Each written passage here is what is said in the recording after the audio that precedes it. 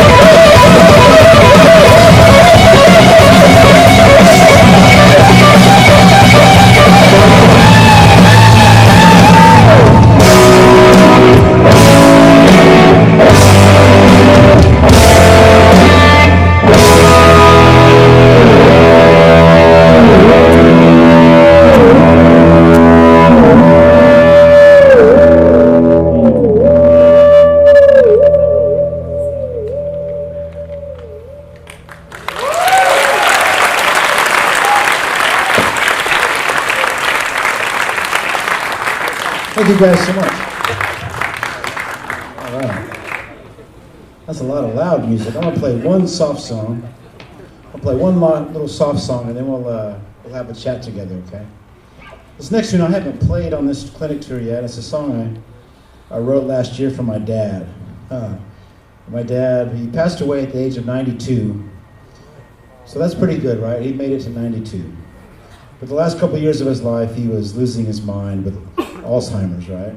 So I figured I'd write a song for him and play it for him, and that he would know it was his song, figuring that maybe one day he wouldn't be able to communicate, but I could communicate through music. So the last time I saw my dad, I played this song for him, and he couldn't speak, but he looked at me and smiled, and I knew that the song was getting through to him. So I'm going to dedicate this to my dad.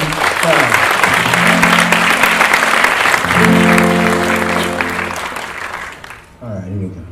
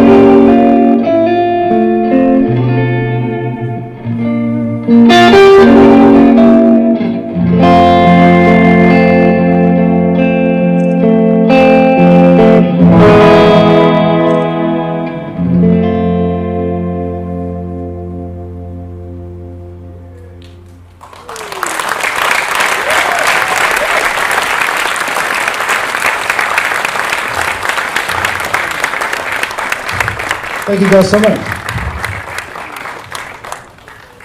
All right, well, how are we going to do this? Are you going to pass a mic around, or are you just going to stand up and yell questions at me? Hold on, we're going to have help here. Let's see. Oh, we do have a microphone. Look at that. So you have a choice. You can either ask me a question, or you can sing a song. I'd be really happy if somebody sang me a song. Okay, so who wants to go first? Hello. Hello, Andy. Are you going to sing a song? No. Oh, man. Not tonight. Can you share with us how do you create your songs? My songs? Yeah. Oh, okay. How do you write them? You know, what are the thought processes behind it? Yeah. And Absolutely. Because I listen to your music every other day without getting bored. Oh, So, well, thank you. Thank you. can you share Well, with us? thank you very much. I mean, the really good songs, I don't think about. They just kind of happen. Okay, so that's an interesting thing to say. Yeah, they just happen. But it's kind of true. But there's a reason that they kind of happen, right? There's been a lifelong process of absorption of music, you know, and. So sometimes the melody comes first, sometimes the chords, but sometimes I'm just practicing and a riff will happen. But truly, the really good melodies are things that I'm not thinking about, and they truly just kind of flow through me. But how does that happen, right? I've actually just did a course for True Fire called Melodic Muse that was going to be released later this month. That I get into very deep detail about this exact subject, and it's one of those things where if something happens natural for somebody, how do they explain that? So I had to really dig deep and kind of study, how do you get to that point where you're just kind of creating these songs without having to think too much? Now we can study music, we can learn all the theory and study composition, and that's one way of doing it. And that to me is intellect. That there's a very studied, here's rule-based approach. But I had to come up with another term, so that's one way of doing it. But what's the other side of the brain or part of the spirit that you can kind of just channel things? And so I couldn't find a word for it, so I made up my own word. I call it auralect. So intellect versus auralect, which is the intelligence of the ear, if that makes sense. I'm just making this up, but words got to start somewhere, so I made up my own word. But I think it makes a lot of sense. It's, I'm going to use the Beatles because that's my foundation. And so John Lennon and Paul McCartney, widely regarded as two of the greatest, pop songwriters. They weren't born that way. How did they get to be great songwriters? They learned, hundreds of songs. When the Beatles were just a cover band initially. They were writing a couple of their own songs, but they were playing 10 hours a night in Hamburg, and so they ran out of 3-chord songs pretty quickly. So they were just learning show tunes and just anything that they liked, anything that they loved. Didn't matter if it was rock and roll or not. They were going to learn the songs and play them. So they were developing their intellect and their auralect at the same time. Now, they had no idea that they were doing that. They were just learning songs. But they could visually start seeing these relationships between, instead of just the blues, they were also learning, there were bells on a hill, but I never saw them ring. No, I never saw them at all till there was you. That's quite a bit different than rock and roll. But so, like later the next year, they write, listen, do you want to know a secret? There were bells on a hill, da da da da da da da da da. So that's some intellect there. They're learning a song and then they're applying that in their own way. Now the auralect is that inner voice that drives you to create a melody, right? And I think that's a collection of all the great melodies that have meant something to you, all the great melodies that made you feel something. I think there's a library in our brains, right? That if you eventually learn how to tap into, you're not necessarily stealing a melody, but the act of improvising and the act of songwriting is literally the same thing. It's the same type of muse that's driving that process. And for me, it's like if I hear a chord and I hear a note, I immediately want to hear. That's my intellect. My auralect. That's my melodic ear. There's a tension in that note. So I'm like,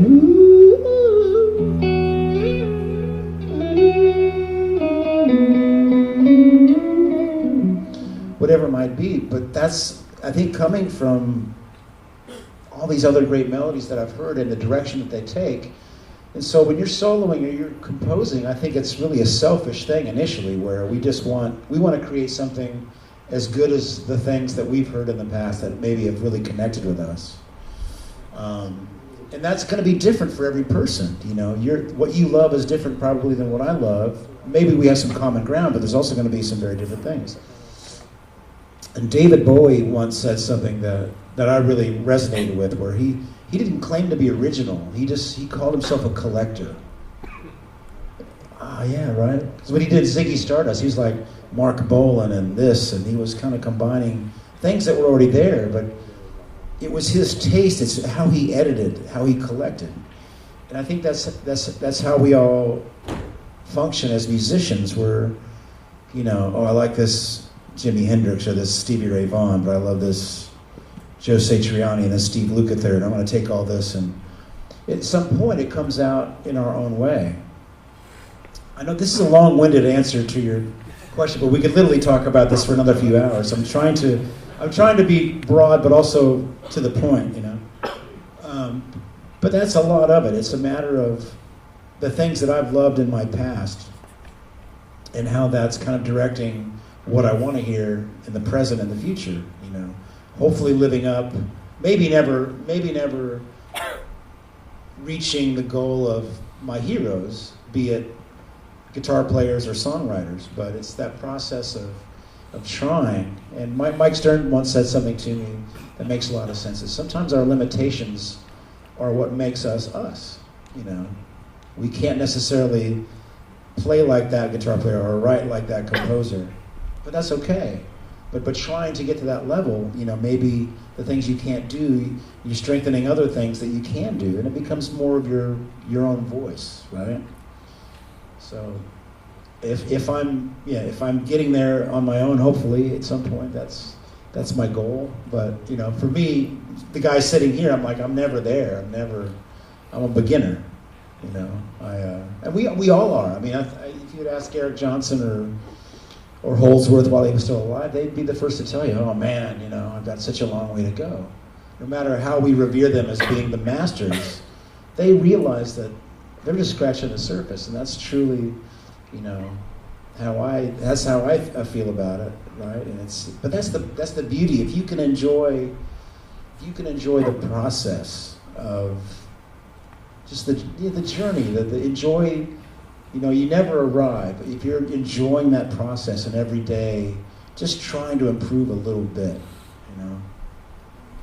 It's now that I've been back teaching the past few years and starting to really enjoy that process. But one of the things I started recognizing whenever I would sit down with a student, everybody's overwhelmed. You know, everybody's overwhelmed because they have the whole world in their back pocket. Like, all the information available in the world is literally in your back pocket right now, or in your lap, or whatever. And so sometimes we feel like, oh, we have to know everything. I need to know all the modes, I need to know all the scales, and you don't need any of that. It can be helpful, and it's nice to grow, and it's nice to learn. But all we really need is the basics. You know, Stevie Ray really probably never got much beyond pentatonic and the blues, but he didn't need anything else because he took those basics and played it better than anybody. You know, it just was by having such passion and conviction and soul behind what he was doing. It didn't have to know everything. He just had to really play well what he did know. You know, so that's a good thing to keep in mind, because I have to tell myself that sometimes we have to feel like we have to play, you know, as great as all the great masters, and well, it's good to aspire, but just know that it's okay just to have just little bits that you learn every day. Little bits just to try to keep going. I had a coffee before I came out here, so my apologies. There was a Starbucks over there. What, you know, I had to have something. Help with my jet lag. But sometimes it does make me chatty. So my apologies if I rattle on, but I'm trying to just give as much information as I can. That hopefully it helps you. But I'm hearing myself talk a good. Yep, I need to work on that too. Heal thyself. Okay, anybody want to sing a song? No? Okay, that guy. Hello, Andy. Hey, man. So everyone like you in Syria, man. Like everyone trying to cover your songs there. Where? So, Syria. Syria, wow. Yeah. So everyone like you, man, in Syria. Well, So man, seriously. I'm honored by that. Thank you. All right. Yeah, like, How far is Syria from here? sorry? How far is Syria from here? Like 20 hours. 20. What are you doing here? You came a long way. I thought I came a long way. You live here now. Yeah, I'm working here. So my question, I have one question. So I really like your playing. So I'm interested in your vibrato. Actually, like I just want to know more about your vibrato when you use it, like really slow and fast. Okay. How you use it. So Okay, so this is one of those questions where I have to be honest and say I don't think about it a whole lot, and it's something that just has probably evolved over time. One thing I do like to do, this is the hardest thing. If we all had if everybody had their guitar with them, I would ask you to do this. Is just to play a note and don't use vibrato.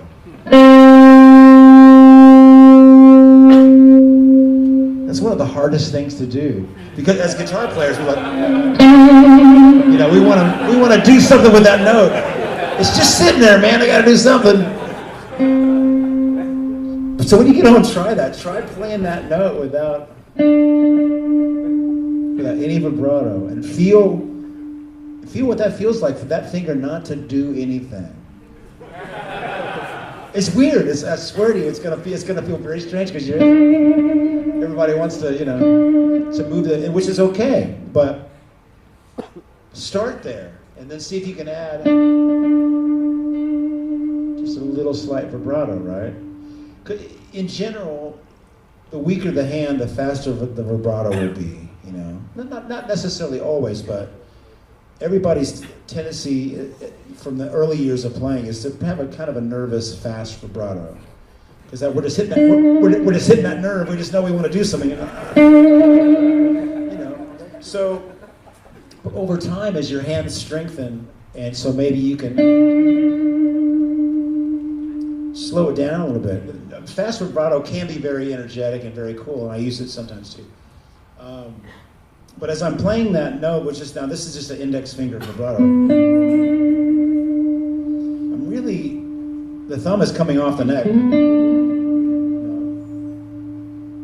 But I've got I'll call it the crook, the underneath of my index finger, part of the bone there. It's kind of grabbing the bottom of the neck. Or if I bend with the third finger. Another great exercise. Bend that whole step. I'm playing in the key of B, by the way. Just bending E to F sharp. Bend, playing in tune, but no vibrato. Right? Then maybe add a little bit. Now, guys, you can use this in all kind of aspects of your life. You can slow down a little bit.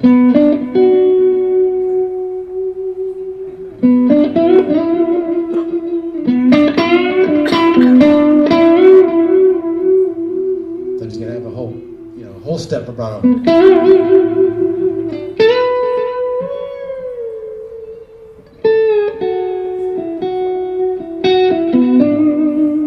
That could be a nice dynamic too, is giving some notes no vibrato.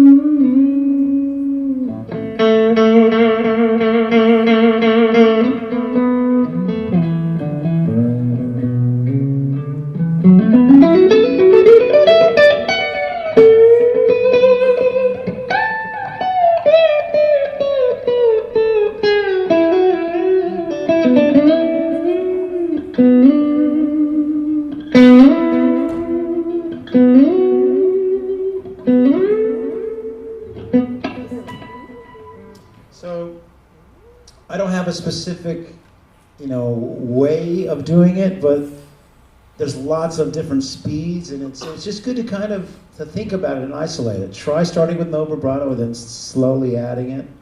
Lessen your. I started with using distortion, but I thought it might be better to demonstrate with just the clean sound, so you can really hear what the finger's doing on the fret. With lots of distortion, it gets kind of messy, but I don't know. I hope that helps a little bit. I wish there was some way to tell you that, I worked on this for many years. I never thought about it, but it happened naturally over time, But then, and listening to the players that I really dug, like Steve Lukather or Hendrix, that just had a really great vibrato and a good energy about it. I think, you have a tendency to go towards those players that you like. So just trying to more closely emulate those guys is the only way that I could have done it. My vibrato was very fast and nervous in my early years, but that's just part of that's youth too. All that testosterone and adrenaline, and anyway, I hope that helps a little bit. Thank you.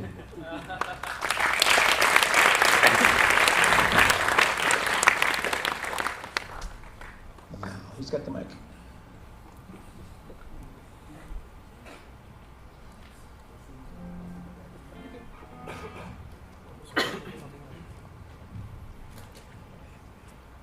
Hey.